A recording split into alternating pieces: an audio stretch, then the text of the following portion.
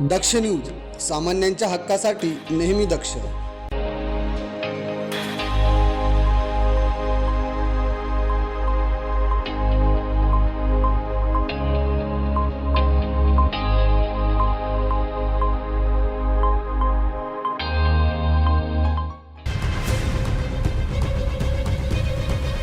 गावाच्या सार्वजनिक विकासासाठी समस्या निवारणासाठी ग्रामपंचायत कार्यालय उपलब्ध असतात.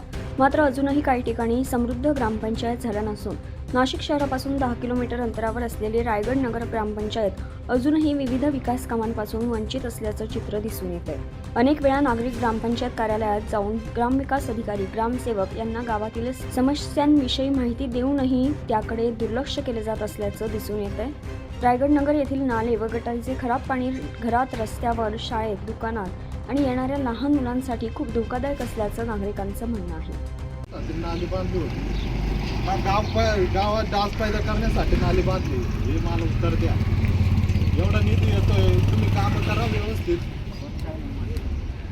एवढे अर्ज देऊन तुम्ही काम करते नाही, आम्ही काय करायचं गरीबांनी? पाणी एवढं साचलंय, त्याला समजायला पाहिजे ना.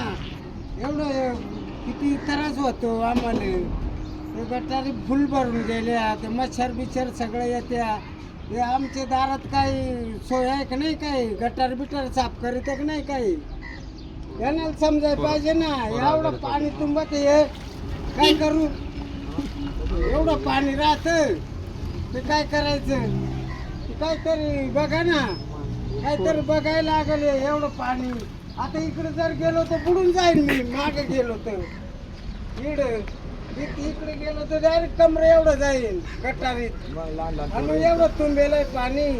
आता याच्यात मच्छर बिच्छर सगळं तुंबत. 3-4 महिने झाले म्हणून आम्ही सारखं सांगतो. आता किती 2-3 महिने झाले, काय कोणी ऐकत नाही, काय लक्ष देत नाही, काय करीत. आम्ही राहणार रायगड नगर, तालुका, जिल्हा नाशिक या गावचे रहिवासी असून आज 3 महिने झाले या गटाचं ब्लॉक झाले, चकोर झालेले मुलं बाळ येतात, त्याच्यात खेळतात. किती गटाचा वास येतोय. वारंवार यांच्याकडे तक्रारी देऊन यांना सांगून रिटर्न नाली ब्लॉक झाली, चकोर झाली, काहीतरी करा.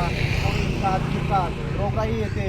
तिथं राहणाऱ्या सागर गोयरे त्याच्या घराजवळ आहे, त्याच्या दारात पाणी जाते, त्याच्या घरात पाणी जाते. सांगा बरं तो कसं राहील? त्याचं लहान लहान लेकरं आहेत, तिथे रोग राहील, त्याला जबाबदार कोण राहील? त्याच्यामुळं ग्रामपंचायतला कळकळीची विनंती आहे, लवकरात लवकर या गटारीचं काम केलं तर ठीक, नाहीतर आम्ही ग्रामपंचायतचा टाळा लावून टाकू आणि ग्रामपंचायत बंद करून टाकू.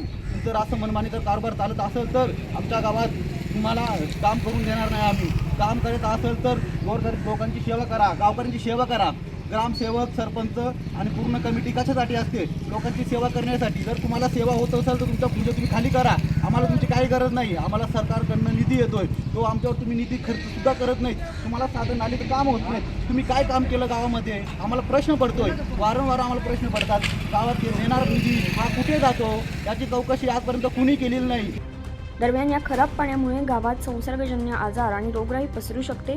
या संदर्भात ग्रामविकास अधिकारी पगारे यांना सांगितलं असता त्यांनी कामगार मिळत नसल्याचं सांगितलं. प्रभाकर गारे, दक्ष न्यूज, त्र्यंबकेश्वर.